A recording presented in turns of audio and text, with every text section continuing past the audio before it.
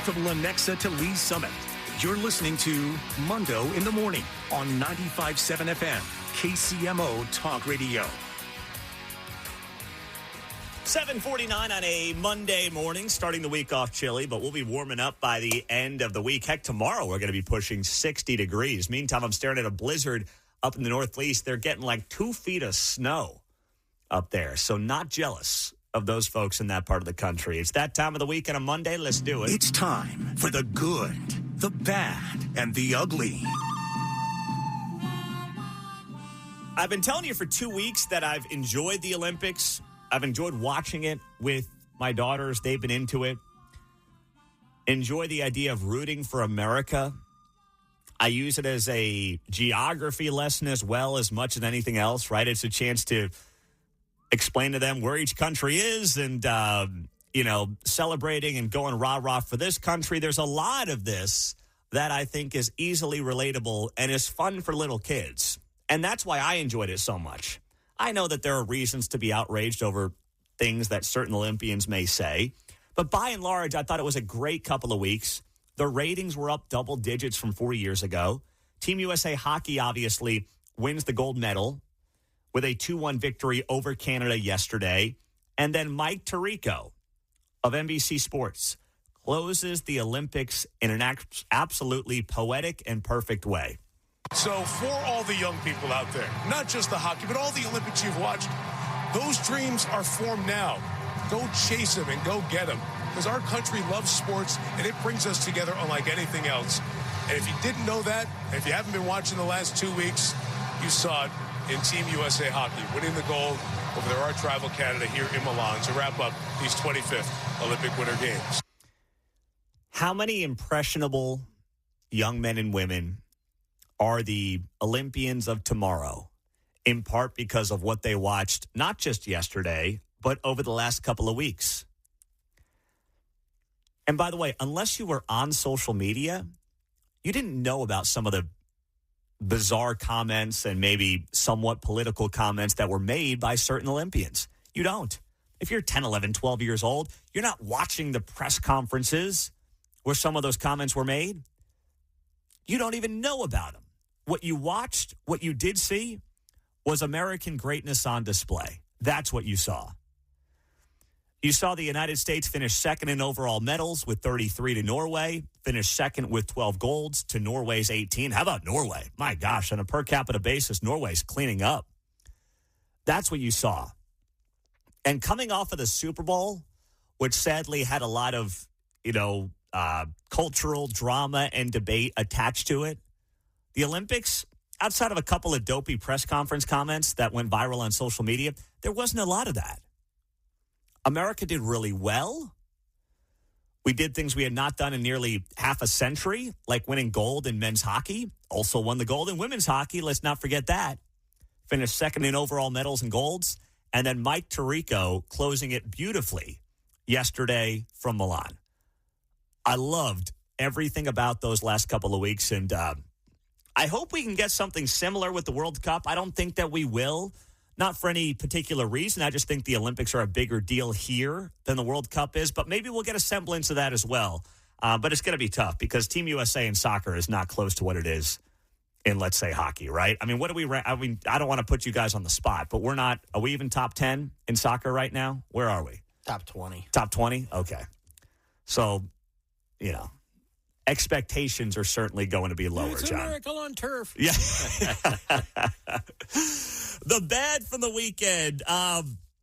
You gotta love this from Gavin Newsom. Going full-blown Michael Scott is what he did here, okay, from The Office.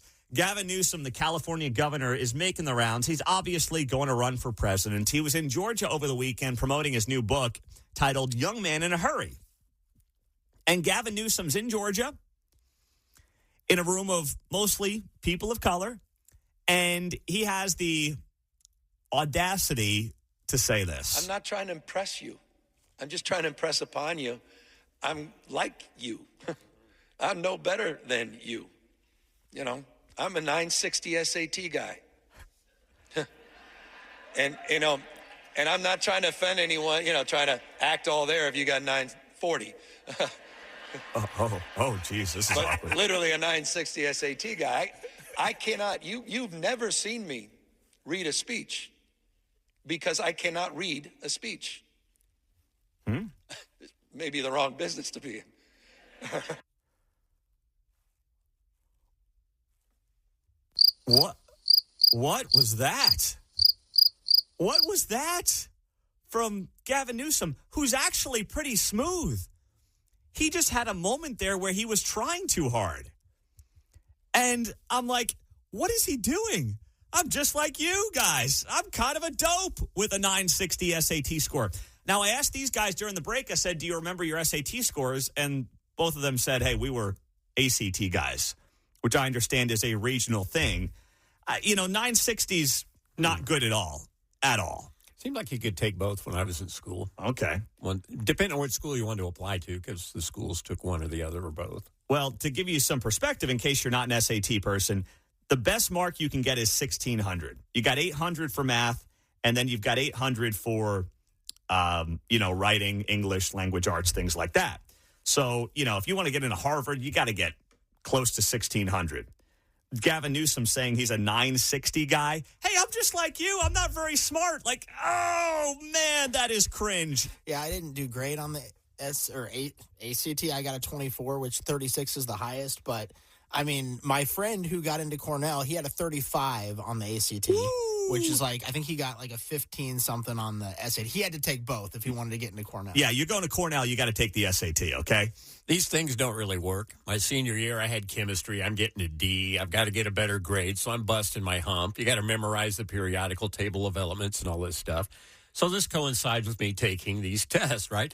Well, you have an aptitude in chemistry, young man. You should, yeah. I can mix a few drugs, all right. Oh, that's great. Because I was cramming, and they thought I had an aptitude. So that is hysterical. I think my final SAT score was a 1340, which I don't think would get me into Villanova today. It was pretty good, but standards have gone up in the wake of a couple of national championships. I'll just put it that way. So is the price, by the way. But Gavin Newsom being like, yeah, I'm just like you guys, 940, I'm an idiot. Show some R-E-S-P-I-C-T. That was cringe from Gavin Newsom.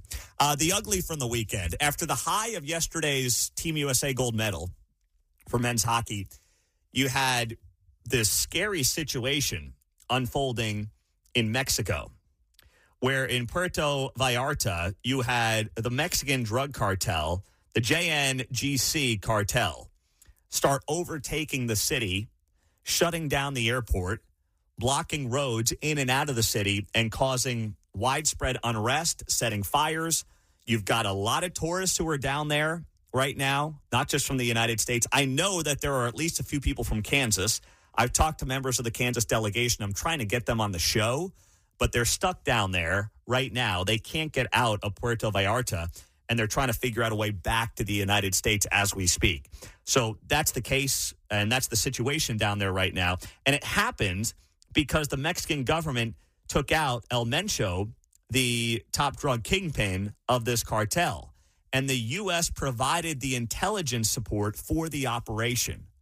So this thing could get more dangerous in the days to come, but right now there is a travel advisory warning for most of Mexico from the United States government. There's the good, the bad, and the ugly from the weekend here on KCMO Talk Radio.